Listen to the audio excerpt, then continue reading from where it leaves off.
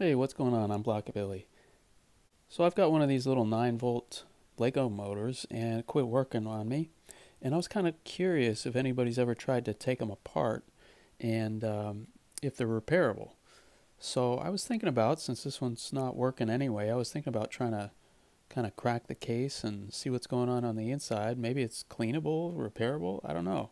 They cost like $20 to replace, so it's not like the cheapest part in the world, and it would be kind of nice to see if I could fix it.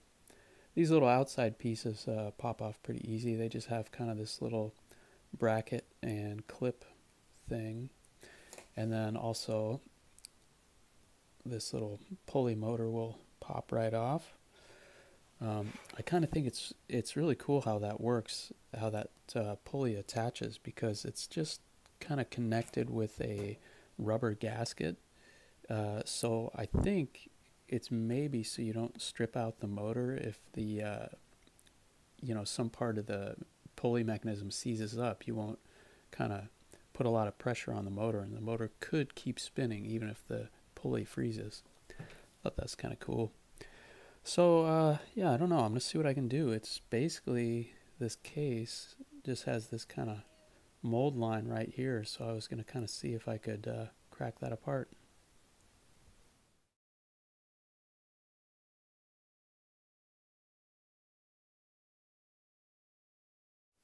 You could see the first thing I tried was using a knife to see if I could get into this seam right here and see if it could just kind of crack it apart or something, but that's was not doing anything. And so the next thing did was I saw that there's these little holes, and so I thought I'd try getting a little tool in here, and it does seem like that's going to be some kind of way to crack this apart. As I push the tool in there, you can see the seam starts to separate. So I don't think this is molded together. I think maybe this is like got some kind of a clip mechanism kind of holding it in place. Um, I just don't know how I will get all four corners at the same time.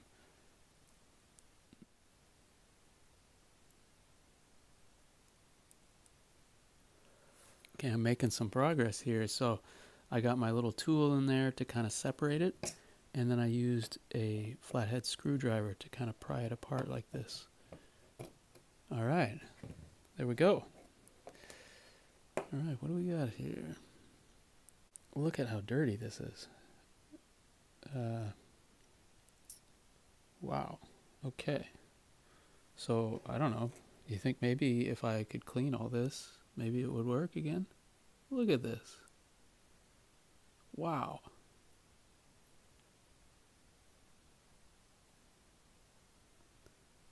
Holy cow. I have a basic understanding of how motors work, so I kind of maybe try to figure out how this one's working.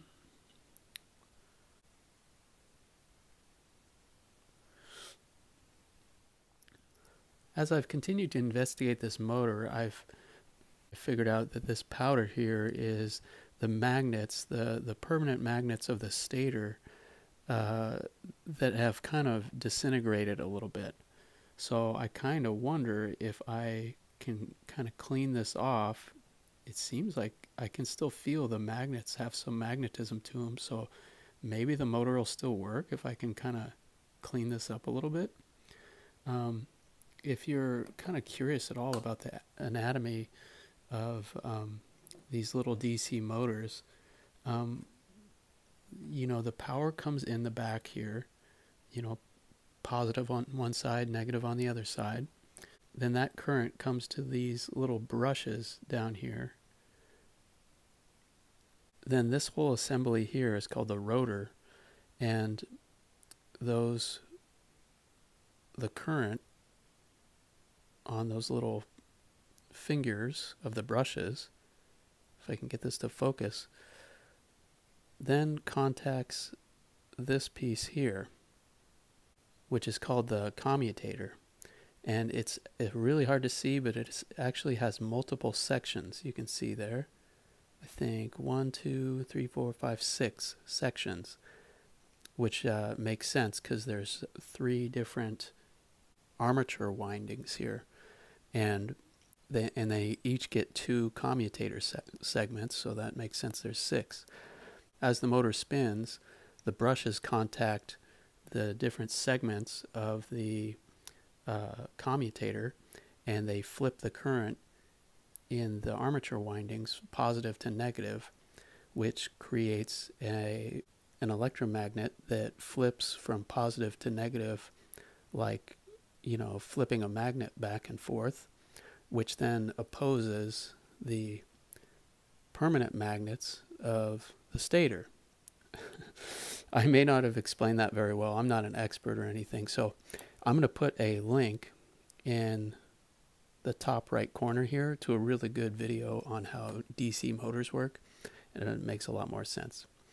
So anyway, but most of the parts of this look really good, so I'm just going to try to see if I can clean all this disintegrated magnet off of here, see if I can get it cleaned up and put back together. Maybe it'll work. Okay, so here's what this looks like all cleaned out. It does seem like the magnets have significantly deteriorated, so I'm really uncertain if this is going to work or not, but I'm going to get it put back together and just see what happens. I tried to clean the whole rotor assembly as best I could, and the last thing I'm going to do is take a little alcohol wipe and try to clean off the commutator segments. I think you kind of have to be careful doing this, though. The alcohol could damage other parts of this, and it could potentially damage these windings if it could eat through the insulation on those winding wires. So it's hard to get the camera to see this tiny thing, but it does look like I've gotten it a bit cleaner, so hopefully that'll help.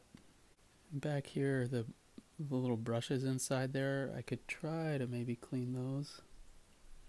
I don't think, not sure if I could get this wipe in there though. So now reassembling this is going to be a little bit tricky because I have to make sure this gets in the right spot against those brushes. Okay, I think I got that. Then this will just slide over top of it. I just want to show you, these magnets still do have some pull to them, so I mean, they're not like totally dead or anything. I'm just not sure if they're going to be big enough or strong enough to really work right. On the end of this rotor, see how it's got a kind of offset segment there?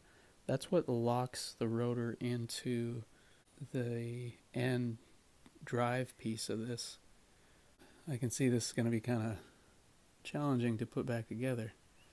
There's also a little bearing on the bottom next to those windings, that little kind of brass colored bit. There's a bearing there, I think. Also, I'm not sure how well this is spinning. I know when I try to turn this, it feels kind of stiff. Well, I stuck the rotor in this end first, and we'll see if I can get it assembled the right way. Just gotta be kind of careful.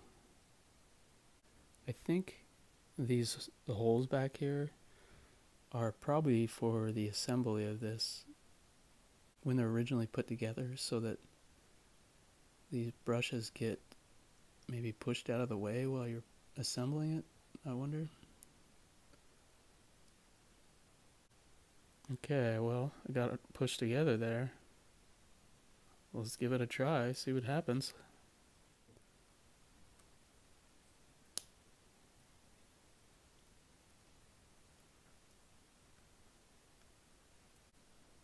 Something's not right.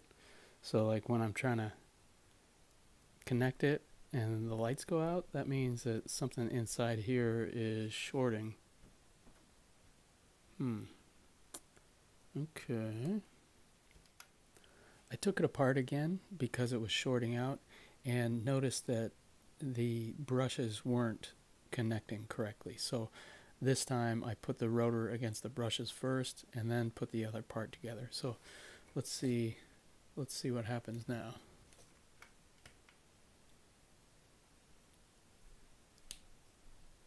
Okay, so now at least the lights aren't going out, so I know I'm not shorting something on the inside. So that's a step in the right direction, but the motor is still not working. So, well, sadly, this didn't work out. I've tried a couple different things. I took it apart a couple more times and tried again and again, but it's just not working. So, I don't know. I'm not sure what might be wrong at this point. Maybe just those magnets aren't strong enough anymore or something. It would be kind of cool if I could find another little, throwaway motor somewhere that had magnets that would work and I could replace the magnets, maybe try that.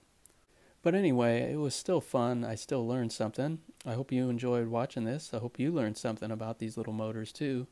If you like this video, please like it, leave a comment down below, and subscribe to my channel. Thanks for watching.